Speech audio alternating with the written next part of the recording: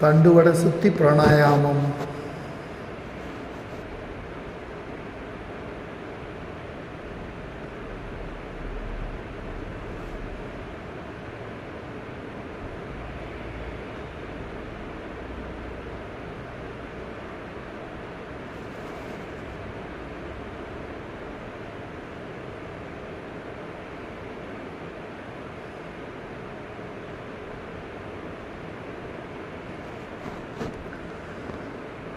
நாம் அமர்ந்துள்ள இடத்தை சுற்றிலும் நல்ல தெய்வீக ஆற்றலே நிரம்பின.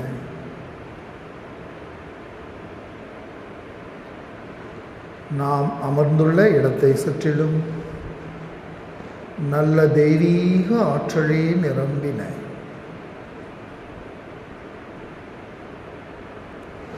நாம் அமர்ந்துள்ள இடத்தை சுற்றிலும் நல்ல தெய்வீக ஆற்றலே நிரம்பின.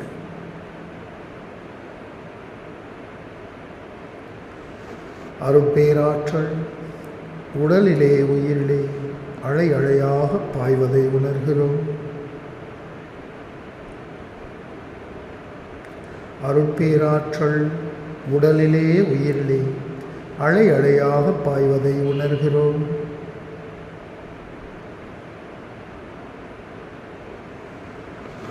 அருட்பேராற்றல் இரவும் பகலும் எல்லா நேரங்களிலும் எல்லா இடங்களிலும் எல்லா தொழில்களிலும் உறுதுணையாகவும் பாதுகாப்பாகவும் வழி நடத்துவதாகவும் அமையுமாக.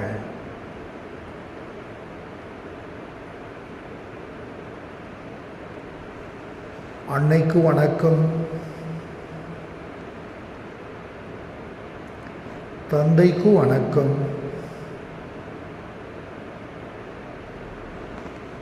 ஆசான் அருட்தந்தை வேதாத்ரி மகரிஷி அவர்களுக்கு வணக்கம்.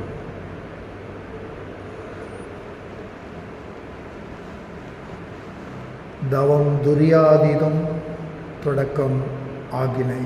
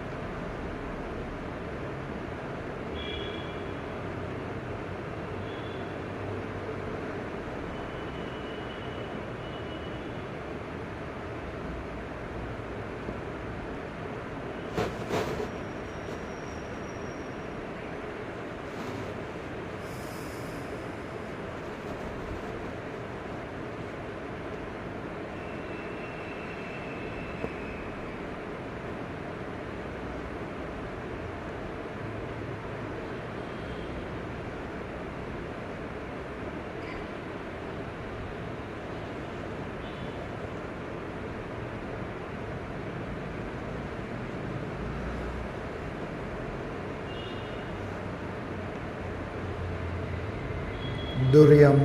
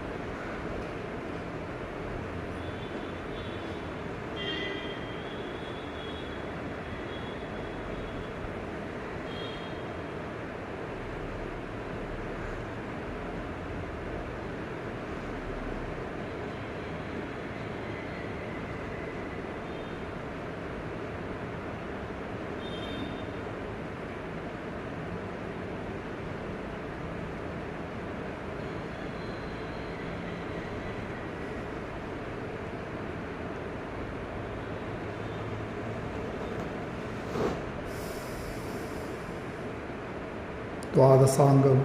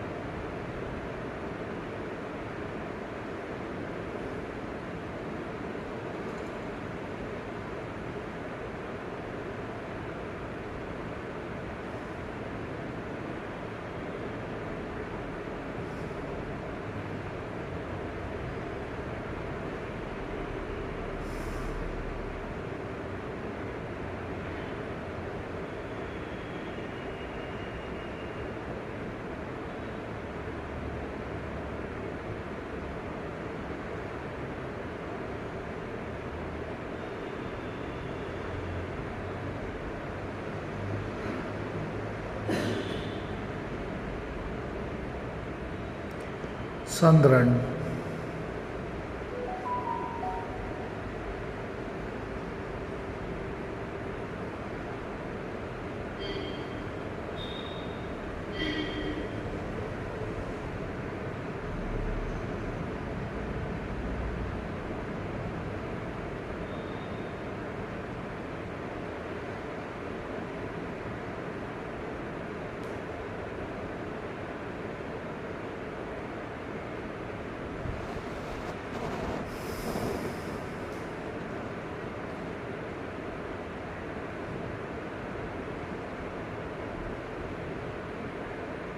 சூரியன்.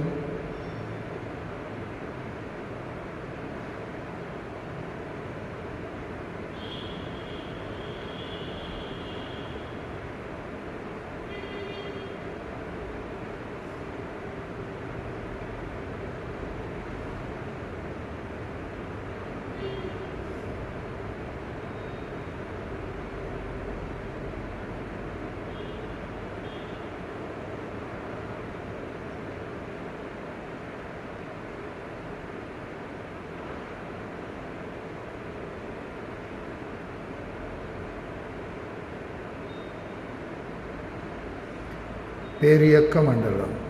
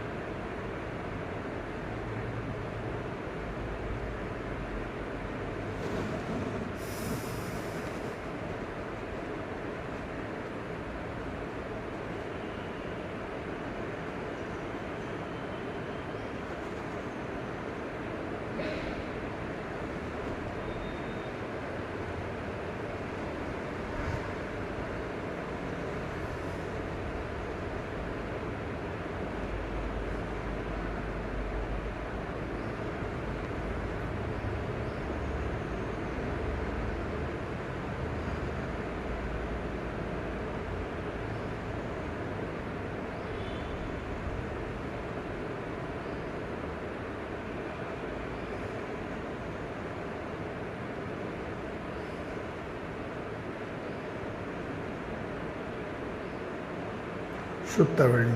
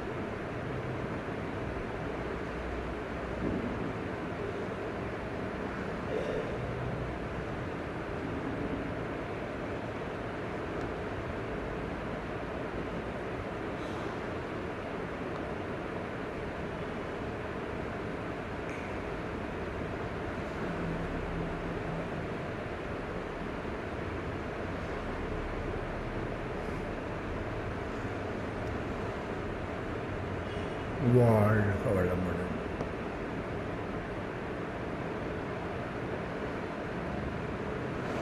மீண்டும் பேரியக்க மண்டலம்.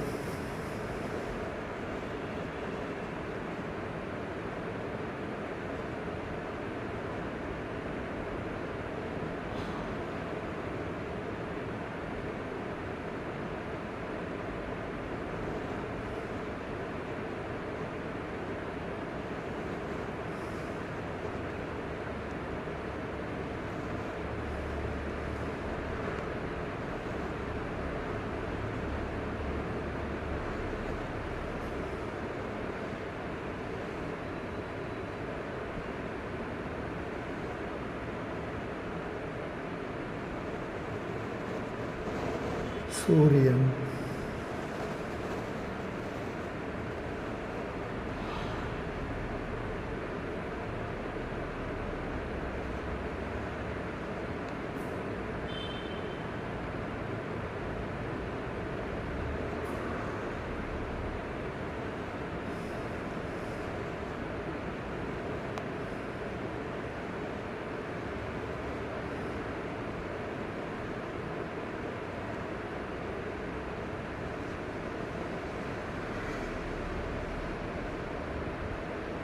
சந்திரன்.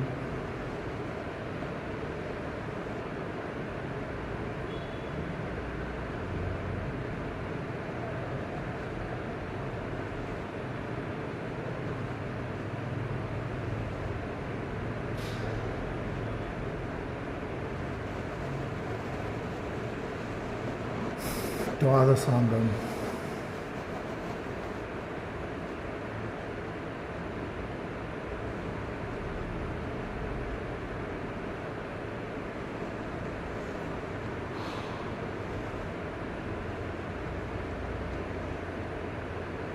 துரியம்.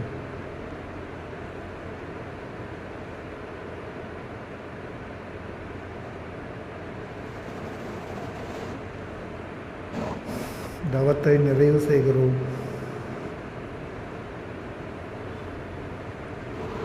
தவ ஆற்றல் உடல் முழுவதும் பரவட்டும்.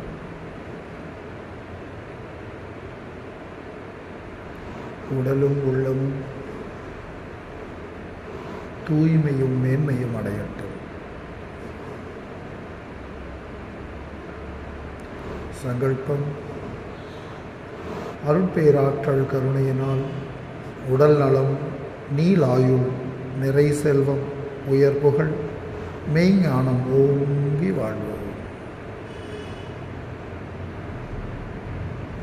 அருட்பேராற்றல் கருணையினால் உடல் நலம், நீலாயுள், நிறை செல்வம், உயர் புகழ், மெய்ஞானம் ஓங்கி வாழ்வோம். அருட்பேராற்றல் கருணையினால் உடல் நலம், நீலாயுள் நிறை செல்வம் உயர் புகழ் மெய்ஞானம் ஓங்கி வாழ்வோம். வாழ்த்துக்கள். வாழ்க்கை துணைவரை வாழ்த்துவோம்.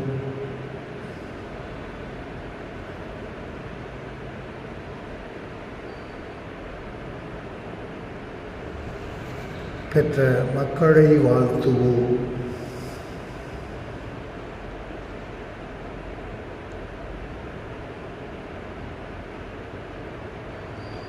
உடன் பிறந்த சகோதரர்களையும் நண்பர்களையும் வாழ்த்துவோம்.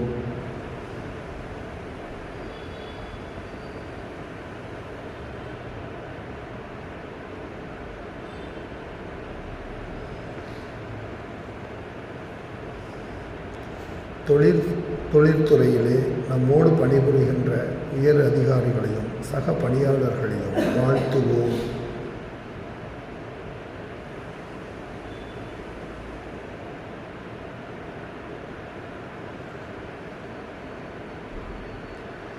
தெரிந்தோ தெரியாமலோ தம்மை எவரேனும் எதிரிகளாய் நினைப்போர் இருந்தால் அவர்களும் மனம் திருந்தி நல்வாழ்வு பெற கருணையோடு வாழ்த்துவோம்.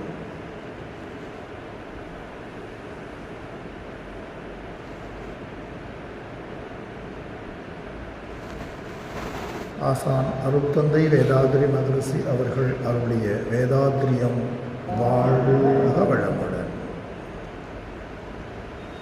ஆழியார் அறிவித்திருக்கோவில் வாழ்க வளமுடன். திண்டுக்கல் மண்டலமும் வாழ்க வளமுடன். திண்டுக்கல் மண்டலத்தின் அதை சார்ந்த அறக்கட்டளைகள் வாழ்க வளமுடன். இந்த தவத்திலே கலந்து கொண்ட அன்பர்களும் அன்பர்களின் அன்பு குடும்பமும் வாழ்க வளமுடன். இரண்டொழுக்க பண்பாடு. நான் எனது வாழ்நாளில் யாருடைய உடலுக்கும் மனதிற்கும் துன்பம் தரமாட்டி துன்பப்படுவோருக்கு என்னால் முடிந்த உதவிகளை செய்வேன். நான் எனது வாழ்நாளில் யாருடைய உடலுக்கும் மனதிற்கும் துன்பம் தரமாட்டி துன்பப்படுவோருக்கு என்னால் முடிந்த உதவிகளை செய்வேன். நான் எனது வாழ்நாளில் யாருடைய உடலுக்கும் மனதிற்கும் துன்பம் தரமாட்டி துன்பப்படுவோர்க்கு என்னால் முடிந்த உதவிகளை செய்வேன். வாழ்க வையகம், வாழ்க வையகம், வாழ்க வளமுடன். உலக நலவேழ்த்து. உலகிலுள்ள பொறுப்புடைய தலைவரெல்லாம் உயிரறிவை உள்ளுணர்வாய் பெறுதல் வேண்டும். உலகனைத்து நாடுகளின் எல்லை காக்க ஓருலக கூட்டாட்சி வலுவாய் வேண்டும். உலகில் போர் பகை அச்சமின்றி மக்கள் உழைத்துண்டு வளம் காத்து வாழ வேண்டும். உலகெங்கும் மனிதகுலம் அமைதி எனும் ஒரு வற்றாத நன்னிதி பெற்று உய்ய வேண்டும். வாழ்க வையகம், வாழ்க வையகம், வாழ்க வளமுடன். மழை வாழ்த்து. ஏரி குளம் கிணறு ஆறு எல்லாம் நிரம்பி வழிய மாறி அளவாய் பொழிக மக்கள் வளமாய் வாழ்க. ஏரி குளம் கிணறு ஆறு எல்லாம் நிரம்பி வழிய மாறி அளவாய் பொழிக மக்கள் வளமாய் வாழ்க. ஏரி குளம் கிணறு ஆறு எல்லாம் நிரம்பி வழிய மாறி அளவாய் பொழிக மக்கள் வளமாய் வாழ்க. வாழ்க வையகம், வாழ்க வையகம், வாழ்க வளமுடன். நம் மனதில் அமைதி நிலவட்டும். நம்மை சுற்றிலும் அமைதி நிலவட்டும். உலகம் முழுவதும் அமைதி நிலவட்டும். அமைதி, அமைதி, அமைதி.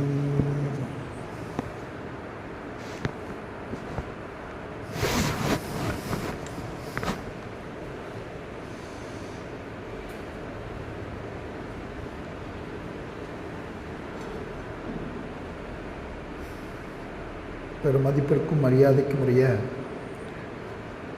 உலக சமுதாய சேவா சங்கத்தினுடைய தலைவர் அவர்களையும் அவருக்கு உறுதுணையாக இருந்து நம்மையெல்லாம் வழிநடத்தி கொண்டிருக்கின்ற உபதலைவர் உள்ளிட்ட அனைவரையும் இந்த ஸ்தாபனம் அமைவதற்கு பெரும் காரணமாக இருந்த குருஜி அருட்தந்தை வேதாத்ரி மகரிஷி அவர்களுக்கும் நமது மானசீகமான வணக்கத்தை முதலிலே தெரியப்படுத்திக் கொள்வோம்.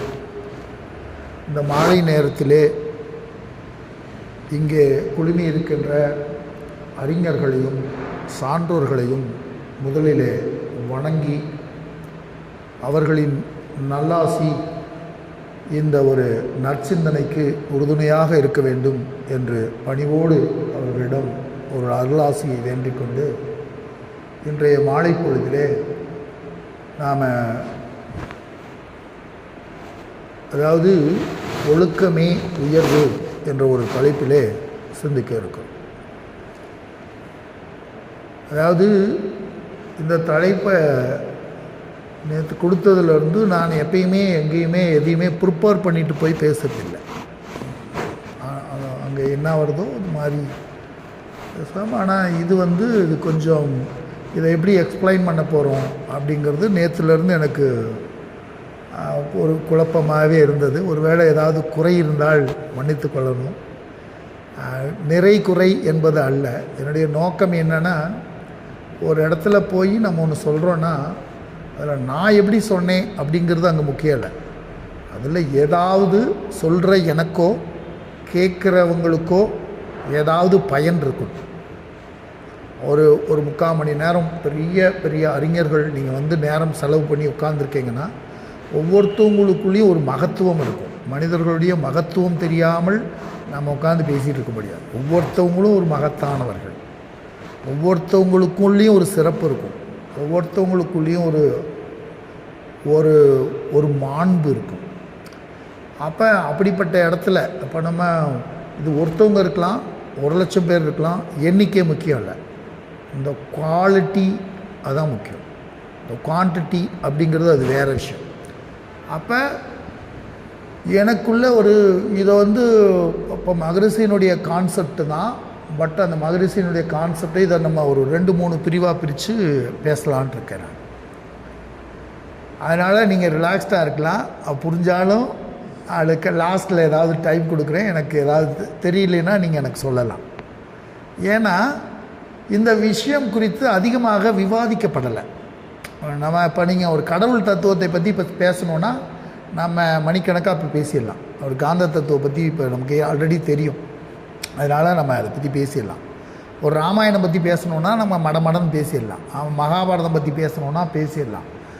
நம்மளுடைய தத்துவங்கள் கூட இப்போ சினம் தவிர்த்தலோ மற்றதோ பேசிடலாம். ஆனால் எனக்கு தெரிஞ்சு இந்த ஒழுக்கம் அப்படிங்கிறதுக்கு இம்பார்ட்டன்ஸ் கொடுத்து நிறையா இடங்களில் பேசுனதா தெரியல. ஒருவேளை உங்களுக்கு நிறையா கேள்விப்பட்டுக்கலாம்.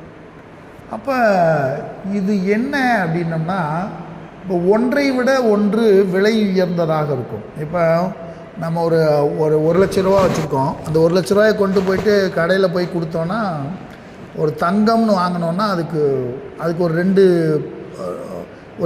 16 கிராம் தான் தருவாங்க. 16 கூட போய் கொடுக்க மாட்டாங்க. ஒரு 10 கிராம் அந்த மாதிரி தான் வாங்கிட்டு வர முடியும். அப்போ இவ்வளோ பெரிய தொகையை கொண்டு போய் அங்கே கொடுத்தோன்னா அங்கே கம்மியாக தங்கம் வருது. சரி, இதுவே ஒரு வைரம் வாங்கணும்னு போனீங்கன்னா இன்னும் சின்ன பொருளாக மாறிடுது. அப்போ அந்த மாதிரி ஆன்மீக உலகத்தில் நம்ம எங்கெங்கேயோ போய் ஏதோ விஷயத்தை தேடிட்டுருக்கோம். ஆனால் உண்மையாக எதை தேடணும், எதை கண்டுபிடிக்கணும்னு நம்ம கண்டுபிடிக்காமல் இருக்கோம். அது ரொம்ப சின்ன பொருளாக இருந்தால் கூட ரொம்ப விலை மதிப்புள்ள பொருளாக இருக்குது. ரொம்ப சின்ன விஷயமா இருக்குது. அது அல்ப விஷயம் மாதிரி தெரியுது. ஆனால் அது புரியாத விஷயமா இருக்குது. இப்போ பல்வேறுபட்ட விஷயங்களை மனிதர்களால் புரிந்து கொள்ளவே முடிவதில்லை. உதாரணத்துக்கு ஒரு உயரிய நூல், இப்போ பகவத்கீதை போன்ற நூல்களுக்கு நூல்கள் அது இப்போ 2000 வருஷம் 3000 வருஷம் இருக்கும். ஆனால் பொருள் புரிஞ்சுக்க முடியுதா அப்படின்னா பொருள் புரிஞ்சுக்க முடியல. ஒரு திருக்குறள் நூல் ஒரு 2000 வருஷமாக நம்மக்கிட்ட இருக்குது. ஸோ நமக்கு முழுமையாக அதை பற்றியான ஒரு பொருள் வெறும் 1330 குறள் அப்படின்னா மொத்தமே அது 133 வரி. அது மேலே அந்த அதிகாரம் நீங்கள் உள்ளே போய் 10 குறளை படிக்கணும்னு அவசியம் இல்லை. அந்த மேலே இருக்கக்கூடிய தலைப்பு மட்டுமாவது 133 தலைப்புக்குள் பொருள் புரிஞ்சால் போதும். ஆனால் அது புரியவே முடிய மாட்டேங்குது. ஸோ இது வந்து ஒரு பெரிய விஷயமா இருக்குது. ஏன் புரிய மாட்டேங்குது? எத்தனை தடவை சொல்லி கொடுத்தாலும் புரிய மாட்டேங்குது. யார் வந்து சொல்லி கொடுத்தாலும் புரிய மாட்டேங்குது. அப்போ அதில் என்ன பிரச்சனை இருக்குது? ஒருவேளை அந்த நூலில் பிரச்சனை இருக்கா, அல்லது சொல்லி கொடுக்குறவங்ககிட்ட பிரச்சனை இருக்கா, நம்மக்கிட்ட பிரச்சனை இருக்கா? ஸோ இது மாதிரி மகரிஷி போன்றவர்கள் ஆராய்ந்து முதல்ல அவங்க என்ன கண்டுபிடிச்சாங்கன்னா, ஏற்பு திறனில் நம்மக்கிட்ட பிரச்சனை இருக்குது. ஒரு விஷயம் சப்ஜெக்ட் இருக்குது, சப்ஜெக்ட் ஒளி கரெக்டாக இருக்குது. ஸோ நம்முடைய மனசில் வந்து அதை ஏற்கிற அளவுக்கு இந்த மனதிற்கு பக்குவம் இல்லாமல் இருக்கிறது, அல்லது இந்த மனம் என்பது களங்கங்களுடன் கூடியதாக இருக்கிறது, அல்லது இந்த மனம் என்பது உறுதிப்படாத ஒரு தன்மையுடையதாக இருக்கிறது, அல்லது இந்த மனதிற்கு வந்து ஊக்கம் கொடுத்து இந்த மனதினை தூய்மைப்படுத்தி இந்த மனதினை வந்து செம்மைப்படுத்தினால்தான் வேறு சில விஷயங்களை கிரகிக்க முடியும் அப்படிங்கிற விஷயத்தை மகரிஷி உள்வாங்கி கொண்டதனால்தான் அவர் மனவள கலை என்று அவர் கொண்டு வந்தார். இந்த மனம் என்பது நமக்கு சாதகமாக உலகத்தில் என்னென்ன விஷயங்கள் இருக்கோ அது எல்லாத்தையும் அது என்ன பண்ணி வச்சுக்கும், கிரகிச்சு தனக்கு சாதகமான விஷயமாக மாற்றி வைத்து கொள்ளும். இந்த உலகத்தில் இருக்கிற எல்லாரும் ஒன்று நினைக்கிறாங்க, நான் இவ்வளவு பர்ஃபெக்டாக வாழ்கிறேனே, இவ்வளவு நேர்மையாக இருக்கனே, இவ்வளவு சரியாக வாழ்கிறனே, ஏன் இந்த உலகம் சரியில்லாமல் இருக்குது அப்படின்னு எல்லாரும் நினைக்கிறோம். நான் முதற்கொண்டு எனக்கு என்னுடைய வாழ்க்கை சிறந்ததாய் தோன்றுகிறது, மற்றவர்களுடைய வாழ்க்கை சிறந்ததாக தோன்றுவதில்லை. அதுபோல் மற்றவர்களுக்கு அவருடைய வாழ்க்கை சிறந்ததாக தோன்றுகிறது, ஆனால் அடுத்தவர்களுடைய வாழ்க்கை சிறந்ததென்று தோன்றவில்லை. இது மாதிரி உலகத்தில் இருக்கக்கூடிய எல்லா பேருக்கும் நடக்குது. இதை யார் நடத்துகிறா?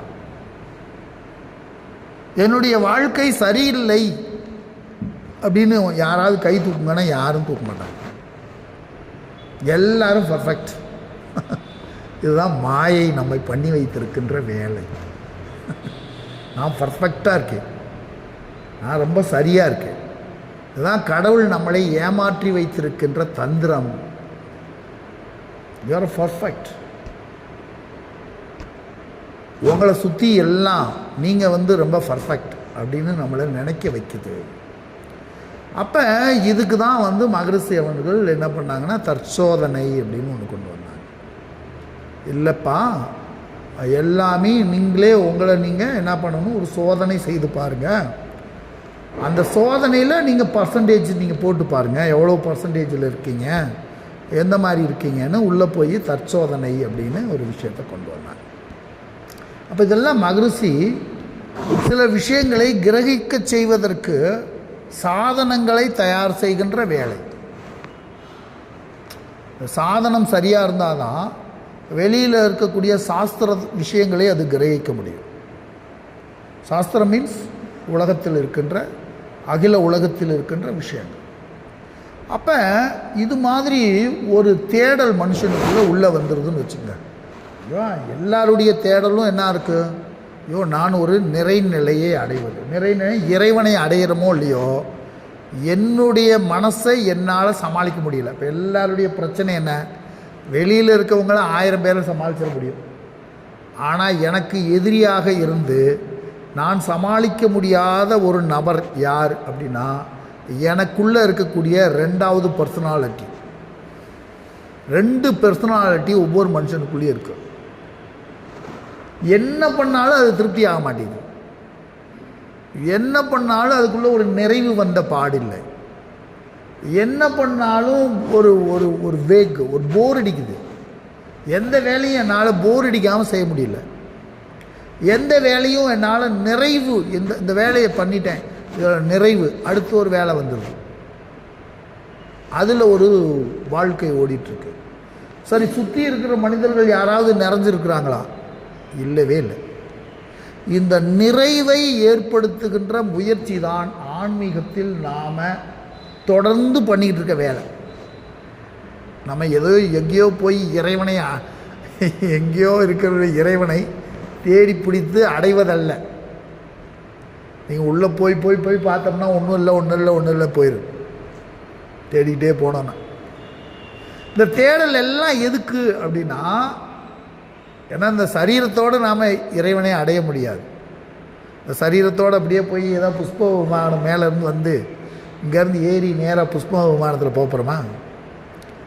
இல்லை தியானம் பண்ணுறோம், விடிய விடிய உட்காந்து தியானம் பண்ணி நான் ஒன்றி நான் நேராக போய் இறைவனை அடைந்து விடுவேன், இறைவனோடு இறைவனாக நான் ஐக்கியமாகி விடுவேன் அப்படின்னு உறுதிப்பட யாராவது சொல்ல முடியுமா? இல்லை, நான் நிதர்சனமாக கேட்குறேன், நான் யாருக்கும் எதிராக கேட்குறேன். ஒரு சிலர் வந்து அதுதான் ஒரு கதை சொல்லுவார்கள். கங்கை கரையில் ஒரு குரு இருந்தார், எல்லாருக்கும் தெரிஞ்ச கதை தான். ஒரு குரு இருந்தார், கங்கை கரையில் உட்காந்துருந்தார். அவருடைய சிஷியர்கிட்ட போயிட்டு தண்ணீர் கொண்டு வார்கள் அப்படின்னு சொன்னார். சரி, பக்கத்தில் போய் தண்ணீர் மோந்துட்டு வர்றதுக்காக போனார். இவர் என்ன பண்ணிட்டார், ஆழ்ந்த சமாதி நிலைக்கு போயிட்டார்.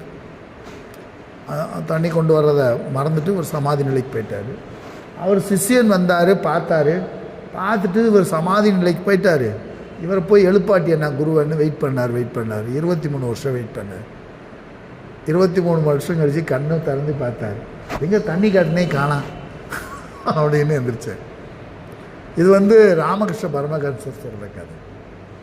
இப்போ அதிலேருந்து அவர் என்ன சொல்ல வர்றாரு, நீங்கள் 23 வருஷம் கண்ணில் மூடி தியான நிலையில் இருந்தாலும் நீங்கள் முழிக்கும்போது என்ன விருத்திகளோடு நீங்கள் போனீங்களோ அதே விருத்திகளோடு தான் நீங்கள் வரப்போகிறீர்கள்.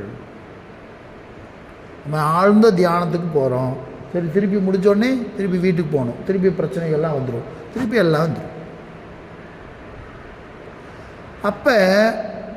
அப்போ ஒரு தீர்வு வேணும் நமக்கு. இப்போ நம்ம வர்றோம், ஒரு பயிற்சி மேற்கொள்கிறோம், ஒரு விஷயத்தை பண்ணுறோம், ஒரு தீர்வு வேணும்ல.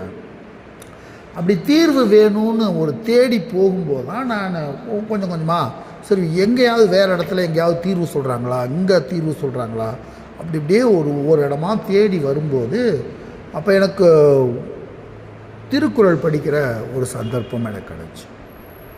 அப்போ திருக்குறள் படிக்கும்போது திருக்குறள் எனக்கு படிக்கணும் கொள்ள வருஷமாக ஆசை. பட் உயர்ந்த நூல்களை நாமளாக போய் கற்றுக்க முடியாது. நாமளாக போய் ஒரு சில ஆசிரியர்களின் துணை கொண்டு அதான் கற்றுக்க முடியும். சார் எனக்கு நிறைய அறிவு இருக்குது சார், நான் கற்றுக்குவேன் சார் அப்படின்னா கற்றுக்கலாம். அதாவது கல்விக்கும் கேள்விக்கும் என்ன வித்தியாசம்? கல்வி அப்படிங்கிறது இப்போ கல்வின்னு ஒரு அதிகாரம் வச்சுருக்காரு அவர், அதுக்கு பக்கத்துலேயே கேள்வின்னு ஒரு அதிகாரம் வச்சுருக்காரு. அப்போ கல்வி அப்படிங்கிறது எதுனா, தன்னுடைய அறிவை கொண்டு தன்னுடைய அறிவின் எல்லைக்குட்பட்டு நாம் ஒரு விஷயத்தை புரிந்து கொள்வது. இப்போ எனக்கு ஒரு ஆசிரியர் பாடம் நடத்துகிறாருன்னு வச்சுக்கோங்க. நான் 10வது படிக்கிறேன், எனக்கு ஆசிரியர் பாடம் நடத்துகிறாருன்னா அவர் எம்எஸ்சி முடிச்சிருப்பேன். அப்போ அவருடைய அறிவை கொண்டு அவருடைய அறிவுக்கு தகுந்த மாதிரி எனக்கு விஷயத்தை சொல்வார். அப்போ எந்த ஒரு உயர்ந்த நூல்களையும் படிக்கும்போது அப்போ நம்ம ஒரு உயர்ந்த குருவின் துணை கொண்டு நம்ம படித்தாதான் அதனுடைய விசாலத்தை புரிந்து கொள்ளப்படும். இப்போ நமக்கு ஒரு குரு இருந்து அவர் ஒவ்வொரு விஷயமாக அவர் சொன்னதுனால தான் நமக்கு வந்து ஒரு யோக கலையில் நம்ம சில விஷயங்களை நம்ம கற்றுக்க முடியும். இப்போ புதிதாக ஒரு அன்பர் வர்றாருன்னா அவருக்கு நம்ம ஒரு விஷயத்தை சொல்லி கொடுக்கணுன்னா அப்போ நம்ம போயிட்டு நம்மளுடைய அறிவை கொண்டு அவருடைய கேள்விகளுக்கு நம்மளால் விளக்கம் கொடுக்க முடியும். ஸோ அந்த மாதிரி படிக்க ஆரம்பித்தா அது ரொம்ப ரொம்ப பொருள் பொதிந்த ஒரு விஷயம் அது. அப்போ ஒரு சில விஷயங்கள் எனக்கு கொஞ்சம் புரிய ஆரம்பித்தது. அப்போ புரியும்போது அப்போ வாழ்க்கைனா என்ன, இந்த இயற்கை இந்த வாழ்க்கை இருக்குது, அப்படி சுற்றி எல்லாமே இருக்குது, மரம் செடி கொடிகள் இருக்குது, ஆகாயம் இருக்குது. நான் இப்போ பூமியில் எதுக்கு வந்திருக்கேன்? நான் ஒரு 100 வருஷத்துக்கு முதல்ல எங்கே இருந்தேன், அது 200 வருஷத்துக்கு முதல்ல நான் எங்கே இருந்தேன், நான் இருந்தேனா இல்லையா, இப்போ இருக்கிறேன், இன்னொரு 100-150 வருஷம் கழிச்சு நான் எங்கே இருக்க போகிறேன், அப்போ நான் இல்லாமல் இருந்த நான் எப்படி உருவாகினேன், வெறும் ஒரு தாயும் தந்தையும் மட்டும்தான் அதுக்கு காரணமாக இருந்திருக்க முடியுமா அப்படின்னா அவங்க எங்கேருந்து வந்தாங்கன்ற கேள்வி அதுக்குள்ளே தொத்தி நிற்கிது.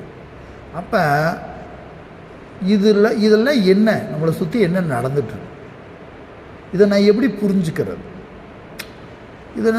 இதனுடைய செயல்கள் என்ன, ஏதோ செய்தி வருது, ஏதோ கேட்குறேன், எதையோ பார்க்குறேன், எதையோ யோசிக்கிறேன், எதுனோ பண்ணிகிட்ருக்கேன். ஆனால் இதெல்லாம் என்ன அப்படின்னு எனக்கு தீர்க்கமாக யாருமே சொன்ன பாடு இல்லை. இதாயா இப்படி தாயா அப்படின்னு தெரிஞ்சிச்சுன்னா நம்ம அது வழி நடக்கலாம்.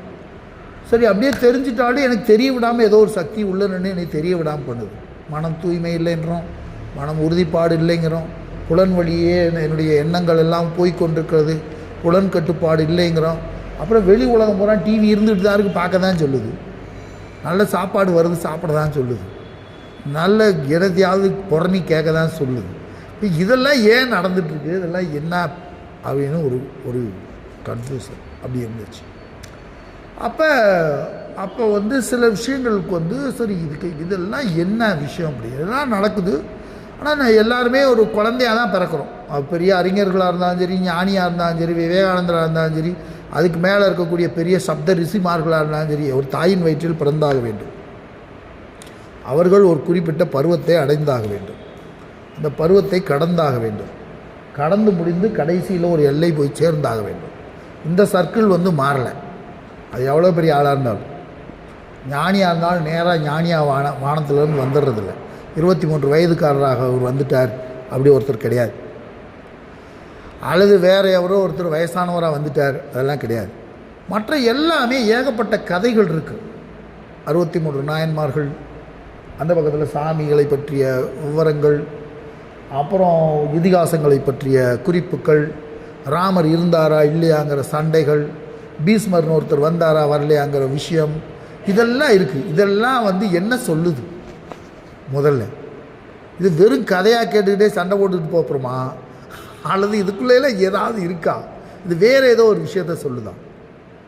இப்போ கோயில்களெலாம் பார்க்குறோம், எதுக்கு விநாயகருக்கு யானை தலையையும் மனித உடலையும் வச்சுருக்கணும்? அதுக்குள்ளே இருந்து வேறு ஏதாவது செய்தி சொல்ல வர்றாங்களா, அல்லது வெறும் புராண கதை தானா? அப்போ முருகர்னு ஒரு வடிவம் வச்சுருக்காங்கன்னா அவங்களுக்கு சில முத்திரைகள்லாம் ஏன் வைக்கிறாங்க? ஏன் அவருக்கு ஒரு வேல் வைக்கிறாங்க? சரி, இந்த வள்ளின்னு ஒரு கேரக்டரை உருவாக்கியிருக்காங்களே, அது வேறு ஏதாவது சொல்ல வருதா? அது உண்மையிலேயே 2 திருமணத்தை வலியுறுத்துகின்ற செயல் தானா? அது தேவ ஆணைன்னா என்ன? இதுக்குள்ளே வேறு என்ன? இந்த ஞானப்பழம்லாம் ஒரு கதை சொல்கிறாங்களே, உண்மையிலே ஞானப்பழத்தை பற்றி சொல்லப்படுகின்ற கதையாக? அதுக்குள்ளே வேறு ஏதாவது செய்தி இருக்கிறதா? ஸோ இப்படியே போகும்போது இப்படியே நம்ம கொஞ்சம் கொஞ்சமாக தேடி பார்க்கும்போது ஒரு அற்புதம் புரியுது.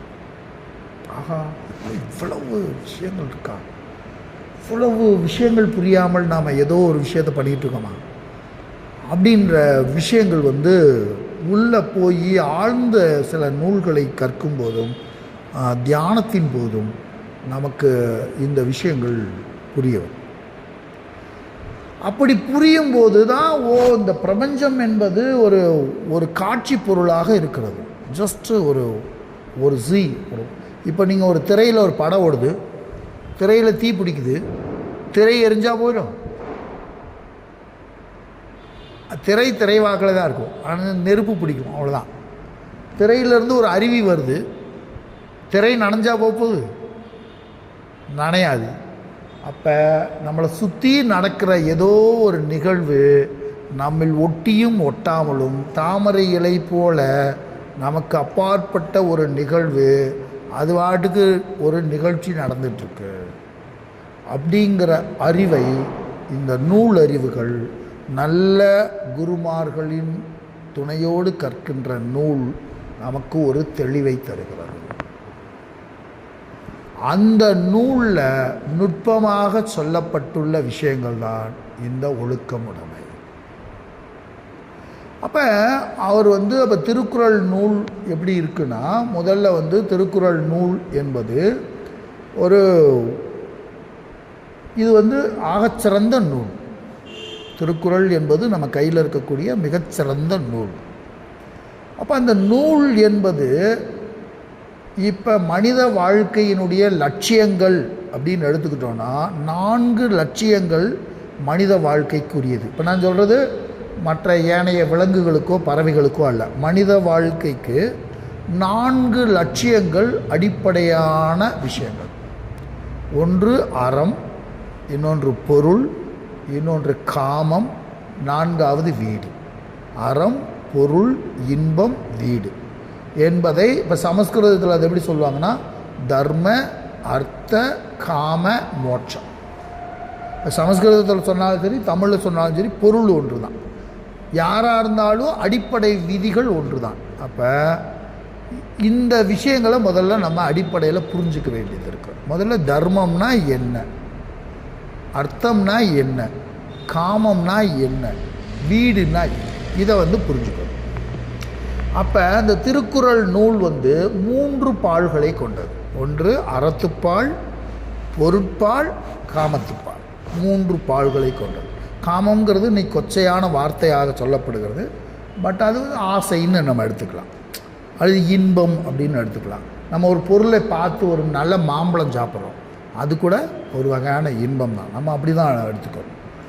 அப்போ நம்ம என்ன புரிஞ்சுக்க வேண்டியது இருக்கு, இப்போ இந்த 3 பால்களை பற்றி சொல்லியிருக்காரு. அப்போ திருவள்ளுவர் வீட்டுப்பால் சொல்லலையா, வீட்டின் மேலே அவருக்கு நம்பிக்கை இல்லையா அப்படின்னா, பரிமேலழகர் அப்படின்னு ஒருத்தர் அதுக்கு உரை எழுதும்போது அவர் வீட்டுப்பாலையும் சொல்லியிருக்கிறார் அப்படின்னு அவர் சொல்கிறார்.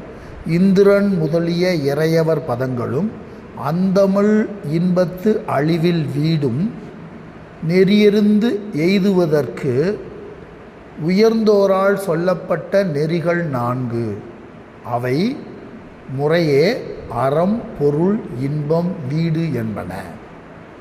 அவற்றுள் வீடு என்பது சிந்தையும் மொழியும் செல்லா நிலைமைத்தாகலின் அவை இலக்கண வகையால் கூறப்படாமையினால் அவை துறவரம் என்ற காரண வகையால் விளக்கி கூறியிருக்கிறார்.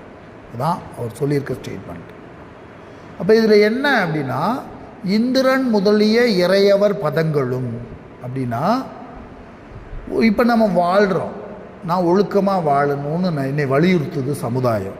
நான் ஒழுக்கமாக வாழ்ந்தால் எனக்கு என்ன சார் கிடைக்கும்னு கேள்வி வரும். அடுத்த கேள்வி அதுதானே, நான் ஒழுக்கமாக வாழணும், ஒழுக்கமாக வாழ்ந்தால் எனக்கு என்ன கிடைக்கும், நான் அறத்துடன் வாழ்ந்தால் எனக்கு என்ன கிடைக்கும், அதான கேள்வி. அப்போ அந்த அறத்துப்பாலையும் பொருட்பாலையும் இன்பத்துப்பாலையும் இந்த அடிப்படையில் தான் அவர் என்ன பண்ணியிருக்காரு, வரிசைப்படுத்தியிருக்கார். அப்போ இன்பத்துப்பால் என்பது இந்த உலகத்தில் கிடைக்கின்ற நன்மையை மட்டுமே செய்யும். இந்த உலகத்தில் கிடைக்கக்கூடிய, இந்த உலகத்தில் உங்களுக்கு ஒரு நன்மை கிடைக்கும், இதனால் மற்ற நன்மைகள் கிடைக்காது. இப்போ பொருட்பால்னால் இந்த உலகத்தில் கிடைக்கக்கூடிய நன்மை, இந்த உலகத்தில் கிடைக்கக்கூடிய நன்மை என்ன, புகழ். மறுமையிலும் நன்மை விளைவிக்கும். நீங்கள் செய்த புண்ணிய காரியம் இப்போ இந்த சரீரம் அழிந்து போனால் கூட நமக்கு உயிருக்கு உறுதுணையாக மறுமை அப்படின்னு சொல்லக்கூடிய விஷயத்தில் நமக்கு உறுதுணையாக அவை இருக்கும். அப்போ அந்த மறுமைக்கு உறுதுணையாக இருக்கணும்னா நாம் புண்ணிய காரியங்கள் செய்யணும். அப்போ புண்ணிய காரியங்களை எவ்வாறு செய்ய முடியும், நம்மகிட்ட பொருள் இருந்தால்தான் புண்ணிய காரியங்கள் செய்ய முடியும்.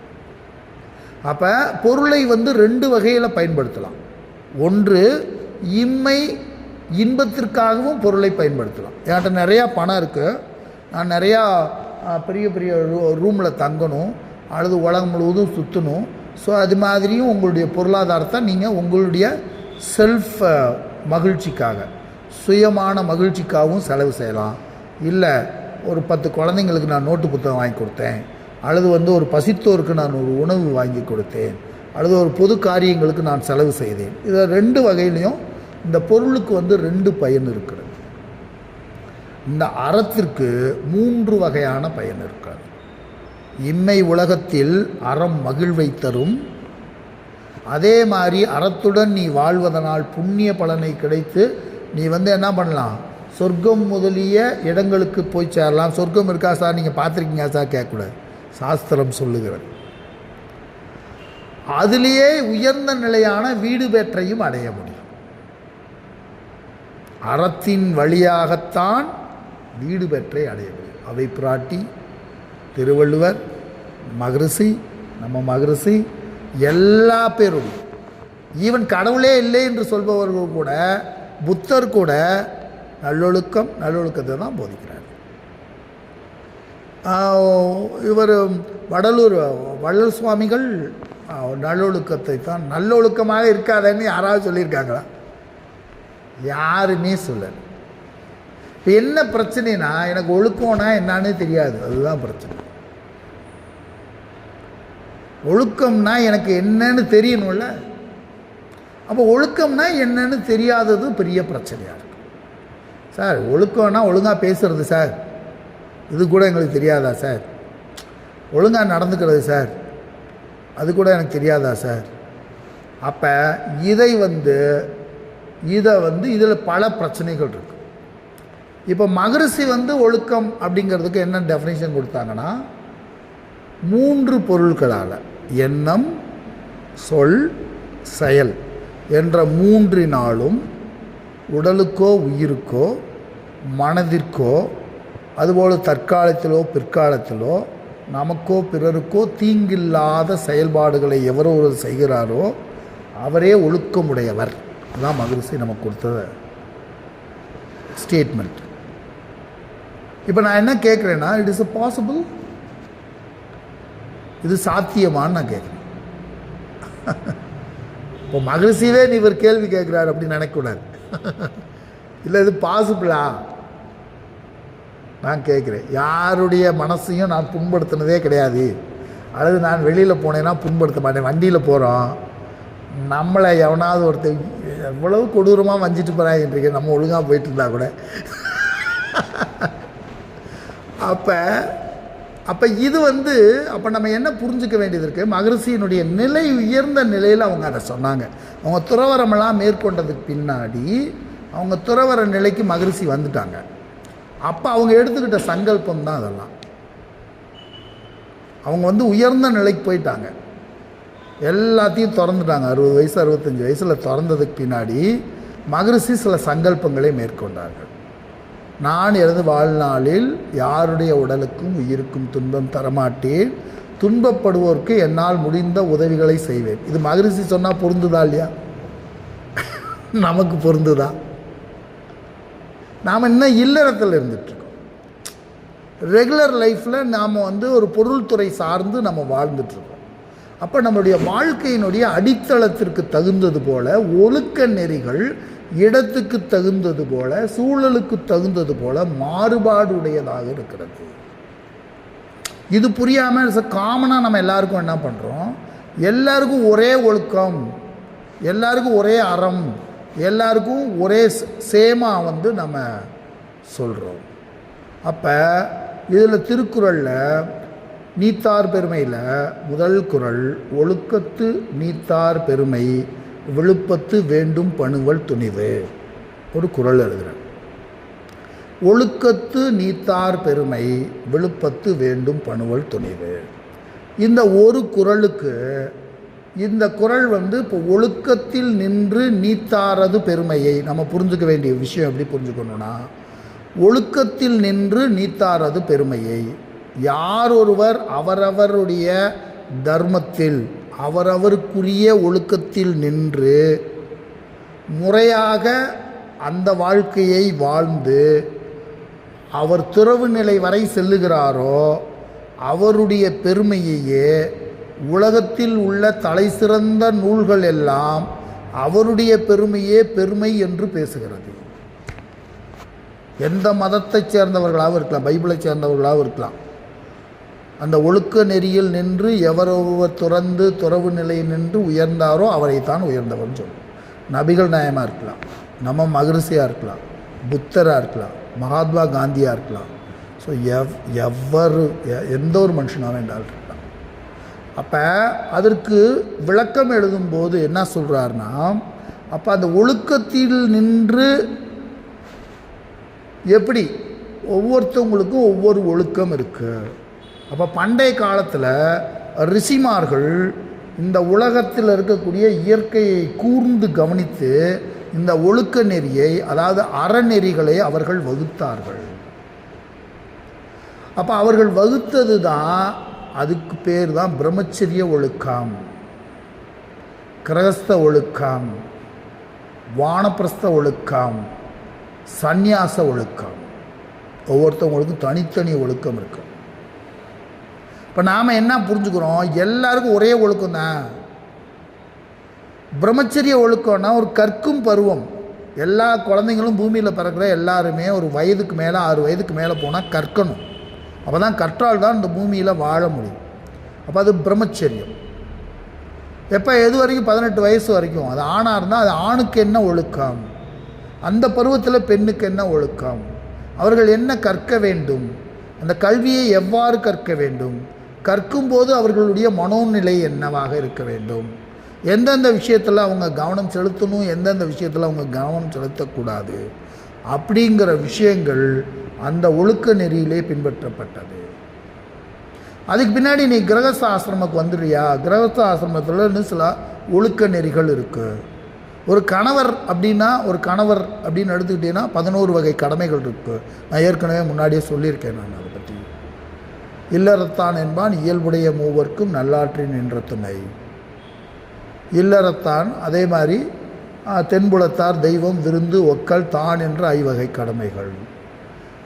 துறந்தார்க்கும் துவாதவர்க்கும் இறந்தார்க்கும் இல்வாழ்வான் என்பான் துணை. ஸோ இதெல்லாம் இல்லறத்தாருக்குன்னு இருக்கக்கூடிய கடமைகள். அந்த கடமையை ஏற்று அவர்கள் செய்தல் வேண்டும். அப்போ அந்த ஒழுக்க நெறியில் நின்று வாழ்தலாவது அப்படின்னா, அந்த யார் ஒருவர் ஒழுக்க நெறியில் நின்று வாழ்கிறார்களோ அப்படி வாழும்போது அறம் பெருகும். அவரவருக்குரிய ஒழுக்க நெறியிலே நின்று வாழும்போது அறம் பெருகும். அறம் பெருக பாவம் தேயும். எப்போ நீங்கள் அறவழியில் நம்ம வாழ ஆரம்பிக்கிறோமோ, தர்ம நெறியில் வாழ ஆரம்பிக்கிறோமோ, நமக்குள்ளே இருக்கக்கூடிய பாவம் தேயும். பாவம் ஆட்டோமேட்டிக்காக குறையும். பாவம் தேய நமக்கு என்ன உருவாகும்? நமக்கு அறியாமை நீங்கும். நமக்குள்ளே இருந்து நம்மளை முன்னாடி சொன்னேன் இல்லையா, நான் தான் சிறந்த மனிதன் என்னை வாழ வச்சிட்ருக்கு, எனக்குள்ளே ஒரு அறியாமை இருள் இருந்து நானே சிறந்தவன் என்று என்னை எது உண்மையோ அதை, எது பொய்யோ அதை உண்மை என்றும், எது உண்மையோ அதை பொய் என்றும், இதுக்கு பேர் தான் மயக்கம், மாயைன்னு நம்ம சொல்கிறோம். ஆணவம் கண்மம் மாயைன்னு நம்ம சொல்கிறோம். அப்போ அந்த மாயை என்பது எது பொய்யோ அதை மெய்யென்றும், எது மெய்யோ உண்மையான இறைவனை இல்லை என்றும் நமக்கு மாற்றி வச்சிருக்கிறதுக்கு பேர் தான் மாயை. அப்போ அந்த மாயை என்பது அறியாமை. அந்த அறியாமை நீங்க வேண்டும் என்றால் நம்மளிடம் இருக்கின்ற பாவம் தேய வேண்டும். பாவம் தேய வேண்டும் என்றால் நம்மளிடம் அறம் பெருக வேண்டும். இப்போ அறம் பெருக வேண்டும் என்றால் நாம் ஒழுக்க நெறியிலே நிற்க வேண்டும். ஒழுக்க நெறியிலே நின்றால் அறம் பெருகும். அறம் பெருக பாவம் தேயும். பாவம் தேய அறியாமை நீங்கும். அறியாமை நீங்க நித்திய அனித்திய உணர்வுகளில் எது இன்பம் எது துன்பம் என்பது உங்களுக்கு தெரிந்து போகும். அது பேர் விவேக சக்தி. விவேகம் தோன்றும். இந்த விவேக உணர்வு தோன்றினோடனே இந்த உலக வாழ்க்கையில் இது பூராமே துன்பம் என்பது தெரிந்து வீட்டின் மீது ஆசை உண்டாகும். வீட்டின் மீது ஆசை உண்டாக ஏனைய பயனற்ற செயல்களிலிருந்து தன்னை விடுவித்து கொண்டு யோக முயற்சிகளில் ஒரு மனிதன் ஈடுபடுவான். எங்கே போய் யோக முயற்சி வரும் பாருங்க. யோக முயற்சிகளில் ஈடுபட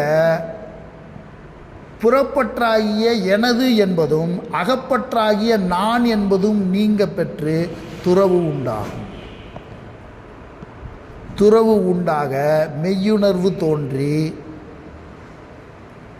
மோட்சம் வீடு கிட்டும். இதுதான் வழி. சாதாரண ஒரு ஒழுக்க நெறியில் நின்று அவரவர்கள் நீ எப்படி இருந்தாலும் சரி, எங்கே இருந்தாலும் சரி, என்ன நிலையில் இருந்தாலும் சரி, அந்த நிலையிலிருந்து மோட்சத்தை அடைவதற்கான மார்க்கத்தை வள்ளுவன் சொல்லுகிறார், மகரிஷி சொல்லுகிறார்.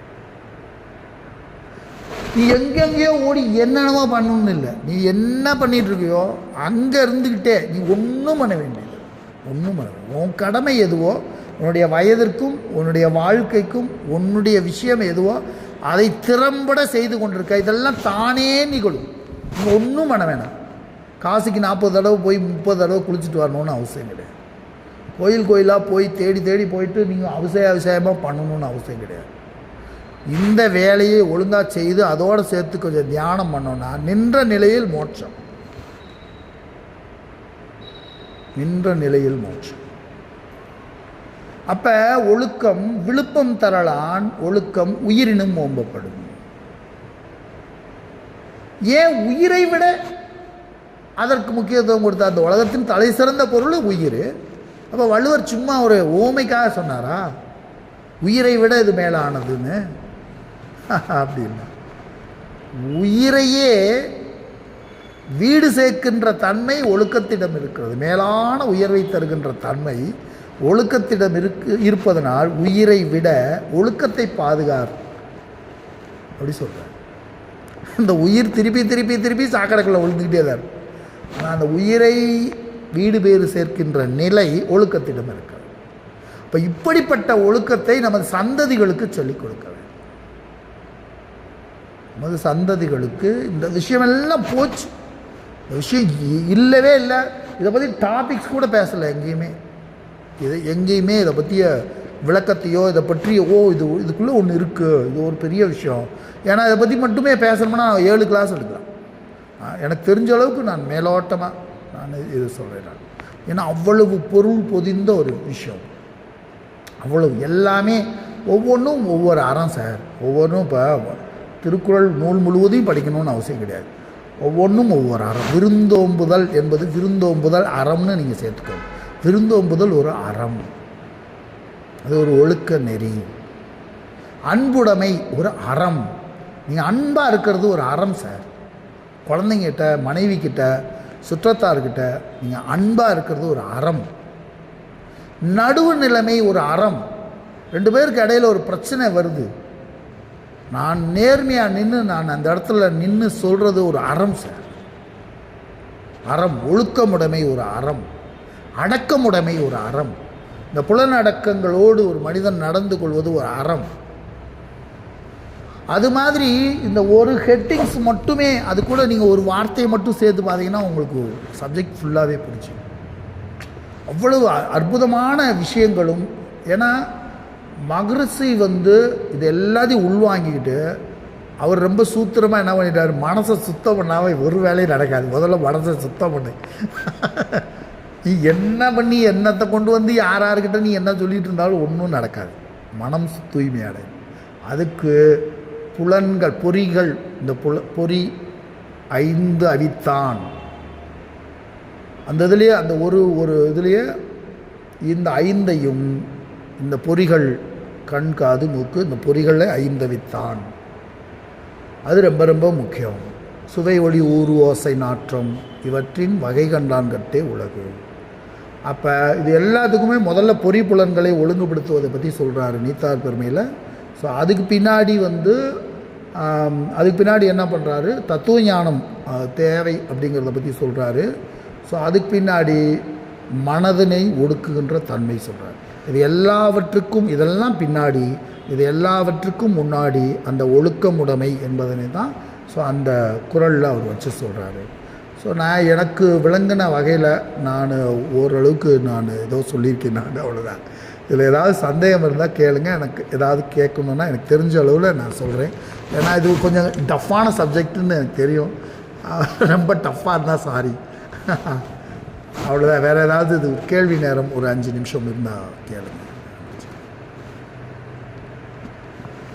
ஏதோ நான் எல்லாம் தெரிஞ்சவர் மாதிரி உங்களை கேள்வி கேட்க சொல்ல, ஏதாவது நான் சொன்னதில் நீங்கள் சொல்லணுன்னு இருந்தால் கூட அதுக்கான வாய்ப்பே இல்லாமல் நம்ம ஒரு இதை முடிக்கக்கூடாது. அதுக்காக ஏன்னா மனசுக்குள்ளே ஒன்று நினைக்கிறேன். ஸோ அது சொல்கிறதுக்கு ஒரு வாய்ப்பு இருக்கணும் அரங்கத்தில்.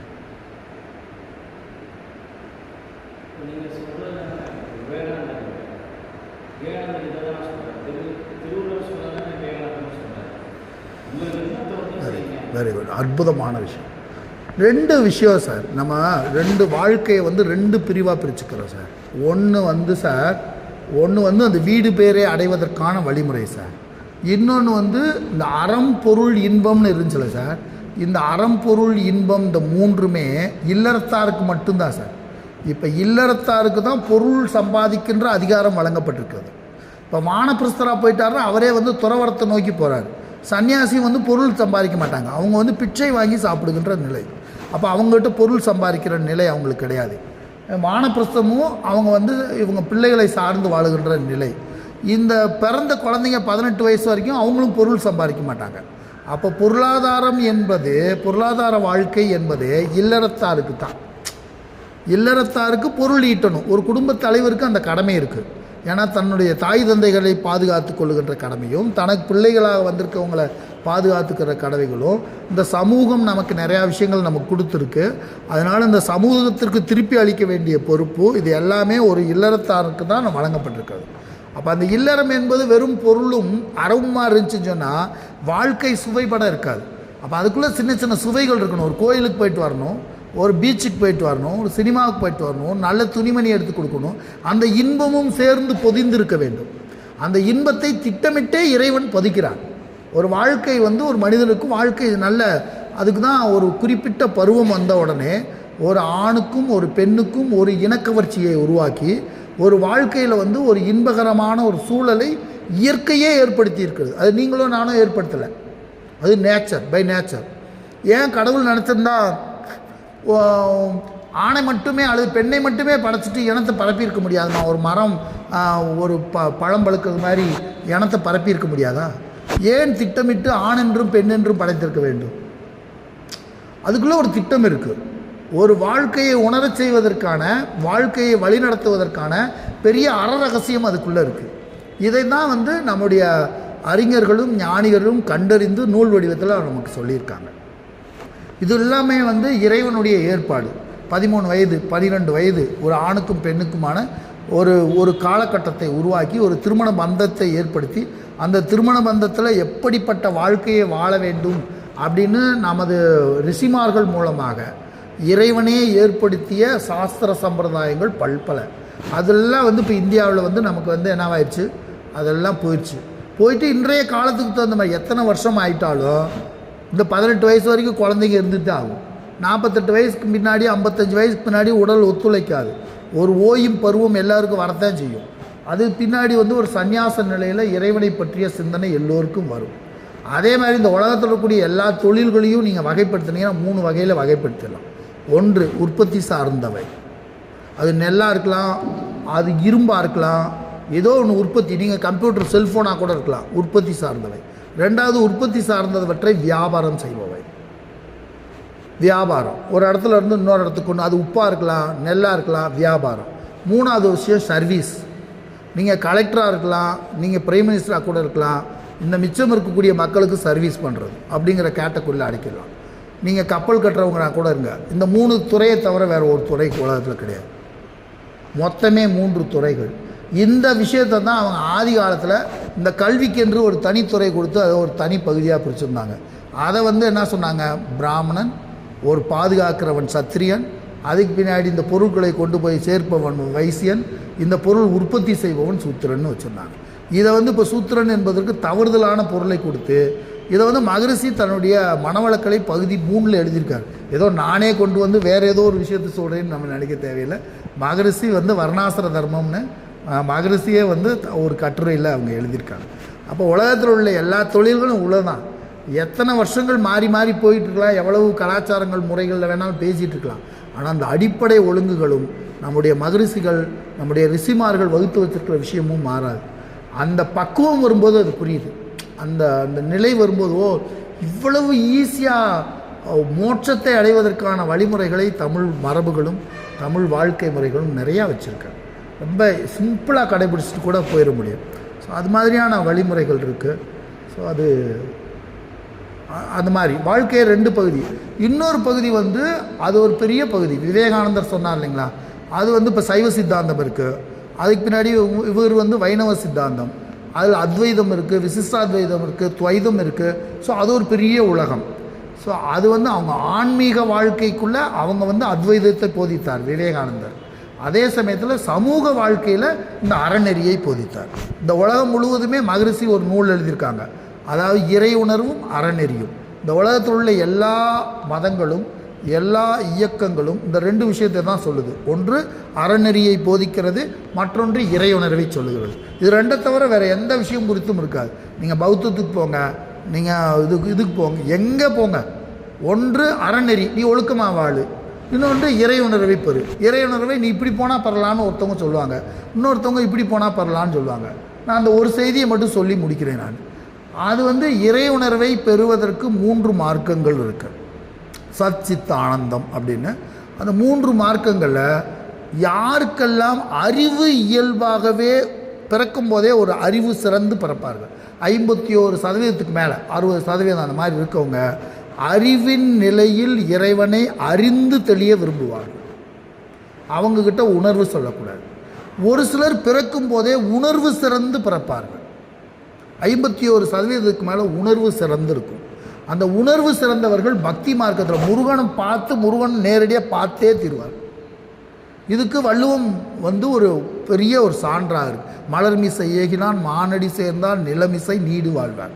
அதாவது இறைவன் அவரவர் நினைத்த வடிவோடு நினைத்த இடத்துக்கு வந்து சேர்வார். நீங்கள் மட்டும் பக்குவப்பட்டீங்கன்னா அவர் இந்த வடிவத்தில் வரமாட்டார், அந்த வடிவத்தில் வரமாட்டார்னா இறைவன் அவ்வளோ சின்னவர் கிடையாது. நீங்கள் பக்குவப்பட்டால் எந்த வடிவத்தில் நினைக்கிறீர்களோ அந்த வடிவத்தில் இறைவனை காண முடியும். உணர்வு சிறந்தவர்கள் உணர்வினாலேயே இறைவனை தரிசிப்பார்கள்.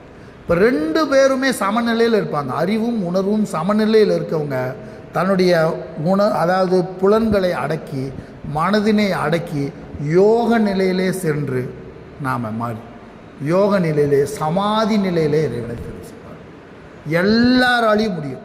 ஆனால் இவங்க என்ன சொல்லுவாங்க, நீ போகிற வழியில் போனால் கடவுளை பார்க்க முடியாதுன்னு இவங்க சொல்லுவாங்க. அவங்களுக்கு இதுவும் தெரியல அதுவும் தெரியல. அவங்க என்ன சொல்லுவாங்க, நீ போகிற வழியில் கடவுளை காண முடியாது அப்படின்னு அவங்க சொல்லுவாங்க. கடவுளை காண்பதற்கு கடவுளை உணர்வதற்கு மார்க்கம் என்று உலகத்தில் ஒன்று கிடையாது. உங்களுடைய மன தூய்மையும் அதற்கான சிரத்தையும் முயற்சியும் இறைவனை சாட்சாத், ஏன்னா நாம் இறைவனை எங்கிருந்தும் அடைய போகிறதில்ல, சாட்சாத் இறைவனாகவே இருக்கிறோம். அறியாமையினால் இறைவனை தொலைத்து விட்டு அறிகிறோம். நாம் அறியாமை நீங்க இறைவனாக அறிந்து இறைவனாக முழுமை பெறும். எங்கேயோ இல்லை சாட்சாத் இறை பொருளாகவே நாம் இருக்கிறோம். அது நம்முடைய அறியாமை நீங்க முற்றறிவு பொருளாக நானாகவே இருக்கிறேன் என்பது தெளிந்து போய் அதற்கு உணர்வு அறிவு மற்ற விஷயங்கள் எதுவும் தடை கிடையாது. அறியாமை நீங்க வேண்டும். அறியாமை நீங்கிய நிலையில் இறைவனை அறிந்து கொள்வான். நான்ன்ற இந்த பேரோ அந்த சரீரமோ மற்றதோ இல்லை. இப்போ நம்ம திருப்பி இதை தான் புரிஞ்சுக்கணும். அது இல்லைன்னு நம்ம புரிஞ்சுக்குவோம். இந்த சரீரம் நான் இல்லை, இந்த மனம் நான் இல்லை, இதை தாண்டி உள்ளே இருக்கக்கூடிய எதுவாகவும் நான் இல்லை, சாட்சாத் நான் பரபிரமமாகவே இருக்கிறேன் என்பதனை நமது அறியாமை தடுத்து வைத்திருக்கிறது. இந்த அறியாமை நீங்க நம்மை அடையாளம் செய்து கொள்வோம்.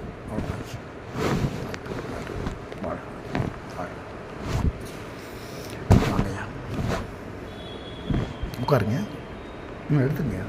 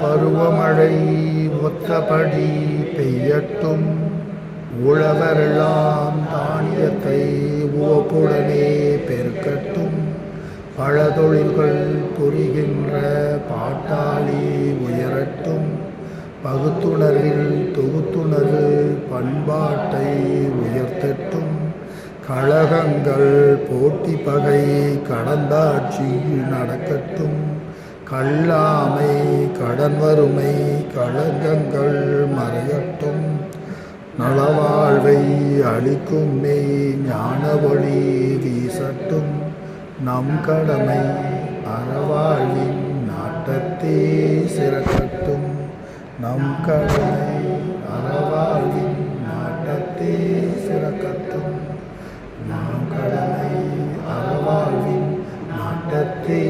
திறக்கட்டும். வாழ்க வையகம், வாழ்க வையகம்,